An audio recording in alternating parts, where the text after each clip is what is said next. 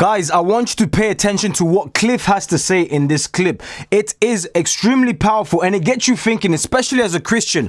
Wait, what? What am I supposed to be doing as a Christian? Am I on the right path? What did Christ say? All of these great stuff that we're going to be diving in. Check it out literally right now as we're going into it. How many works have you done? The real issue is your faith genuine, sincere, or is it insincere? And sincere faith will be shown in the way I seek to obey Jesus. You've been vulnerable with me, I'll be vulnerable with you. I've had a terrible time with my temper. I've lost my temper with my wife, my children, with students on college campuses, and I've had to ask for forgiveness an awful lot of times. And I'm not this wonderful guy that I wish everyone believe I am. I am a sinner, a rebel against God. Honest truth. But God loves this sinner so much, he sent his son Christ to give his life for me. Amen. Forgive me and give me eternal life. Amen. I sincerely put my faith in him. With his help, Amen. I'm going to change. And if I don't change, then the question of hypocrisy comes up. And though it's what the verses that you quoted so accurately are all about. Matthew 7:21-23, Jesus says, not everyone who says to me, Lord, Lord, enter the kingdom of heaven, but he who does the will of my Father in heaven. Many will come to me on that day of my return. Do we not prophesy? Do we not prophesy in your name, perform any miracles, do good deeds? I will tell them plainly, I never knew you. See, we didn't have that. That hurts. As a Christian, that should hurt you. Why? Because you truly want to seek God with all truth and all honesty. Please, Lord, as I'm doing this YouTube video right now, have mercy on my heart, please. Help me find other Christians who are seeking you and are trying to obtain success at the same time so I don't lose my ways. That's one of the reasons as to why we have SNT School Never Taught, which is in the description somewhere below. If you do want to stick with Christians who are obtaining success whilst not losing God in the process. Yes, the diamonds are made for God's people, not Satan's bunch. We can obtain success. In 1 Samuel's, chapter 2, 6-9 of my heart, it's telling me that it's the Lord that makes people rich. The Lord wants you to become successful. He just doesn't want you to place money in front of him. He wants you to put God first, and only then you would obtain everything else. Seek first the kingdom of God and the rest will be handed over to you. That's what he wants. He doesn't want you to put money first because he's a jealous and envious God. He's jealous. He doesn't want you to put anything above him. Why? Because he is your creator. That's what we're dealing with right now. Insane, man. Father in heaven. Many will come to me on that day of my return and say, did we not prophesy in your name, perform any miracles, do good deeds? I will tell them plainly, I never knew you. See, we didn't have that relationship, that connection. Depart from me, you who practice lawlessness. So no one's going to be heaven. No one's going to heaven because they were a good old boy. Which contradicts cultural American Christianity. Cultural American Christianity says, be a good girl, be a good boy. And God smiles on good boys and good girls. Yeah, but the problem is none of us are good as God defines good. That's why we all need Christ. Amen. Amen. Like when I'm on the street, Amen. How are you so vulnerable on like speaking about things that you're dealing with? Because Christians are like, I have a hard time even talking to my best friend about it, but you don't care about being on a podcast. And my thought process behind this is, man, I'm so terrified of what Jesus thinks of me and what I'm doing that I could really care less of what an audience member thinks of me. They don't have the passing judgment of who and where I'm going. So scary stuff. And I want to say this to see if I'm correct.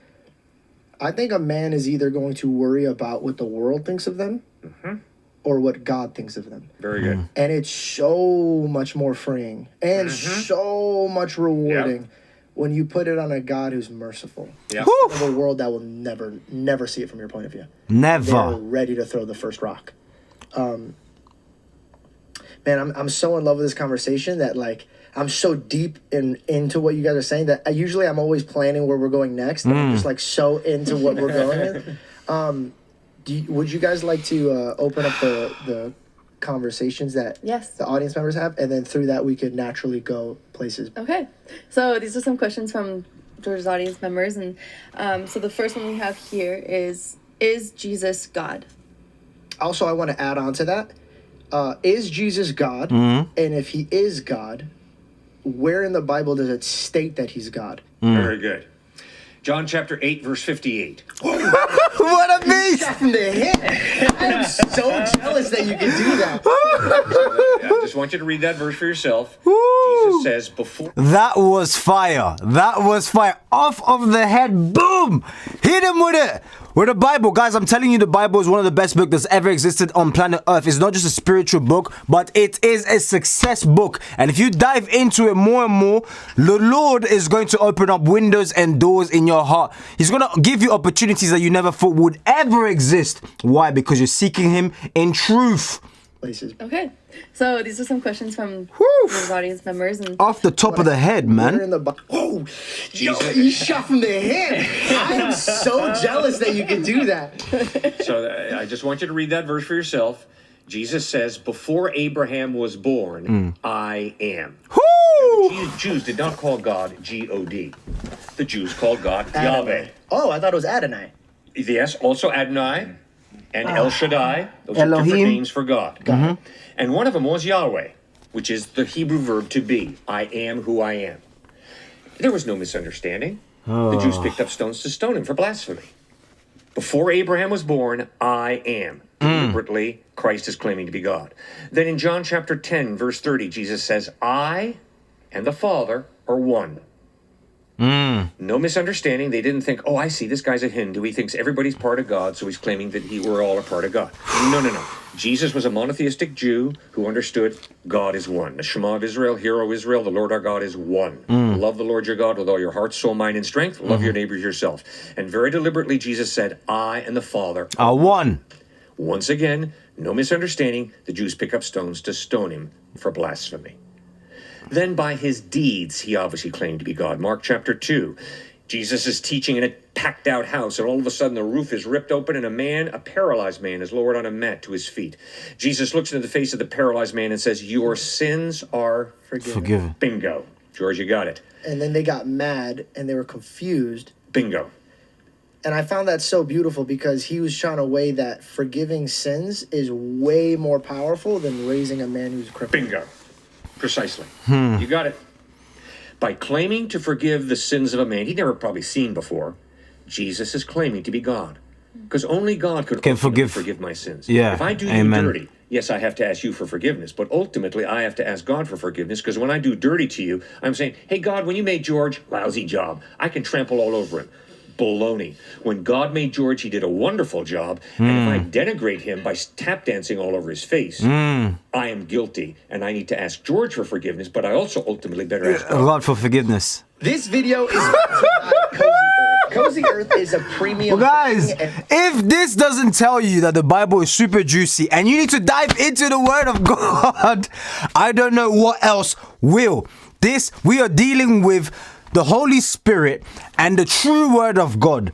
And what begins to happen is when somebody, any human, any man or woman, decides and starts to dive into the things of God, what's going to take place in your life is the Holy Spirit is going to come and set you, and set upon you and dwell next to you, dwell within you, in your household, in your life. And people are going to not only smell a difference, not only scent, like... He's different. You change. You don't switch up on us. You don't. Yes. Let them witness. When they witness and see, wait, he's moving different. She's moving different. She's no longer a fearful individual. She no longer has anxiety. He's no longer anxious. He's no longer, thinking about, taking himself out of this plane of existence, if you get what I mean, due to the algorithm. Then people are going to realize something's changed. I wonder what's changed. And you know what your response is, my friend? You know what your response is, my sister? You know what your response is, my brother? It's not me. It's God. It is Yahweh, El Shaddai, Elohim, Adonai. All of these names that our Lord and Savior has mentioned. If this doesn't inspire you to keep on keeping on as a Christian, if this doesn't inspire you to keep on keeping on as someone of faith, I don't know what else will. In fact, I can tell you what else will, actually. This genuinely is a serious one. This tremendously will help you up. You see, it says SNT, which stands for School Never Taught. In the description down below, you're going to find our community. where we share the word of God, we pray together, people who pray together, stay together, but we keep each other motivated, not only in faith, but it's literally Christians who are trying to obtain success, go after money, which it's okay. The Bible says, in my Father's house are many mansions. I've gone to prepare you a place. Our God is not a brokey, and neither does he want you to become a brokey. Why? Because money is resources, and resources allows you to fund and help out charities, help out the poor. Just like the poor can't help out the poor, God wants you to become successful, to be able to help out the people who are suffering from poverty, the poor, and all sorts of things. And you can only do that when you try to obtain success. But the major key thing is obtaining success without losing God. Crucial, number one important thing, and that's exactly what we do in School Never Taught, our community. Link is in the description. We're over 100 members now. I want you to join. Why? Because in my Father's house are many mansions. I want you to spend time in that mansion as well. Obtain success without losing God. Link is in the bio. Guys, check out this awesome video right here. Like the video, subscribe for fire content like this, and I will catch you guys on the next one, man. Insane.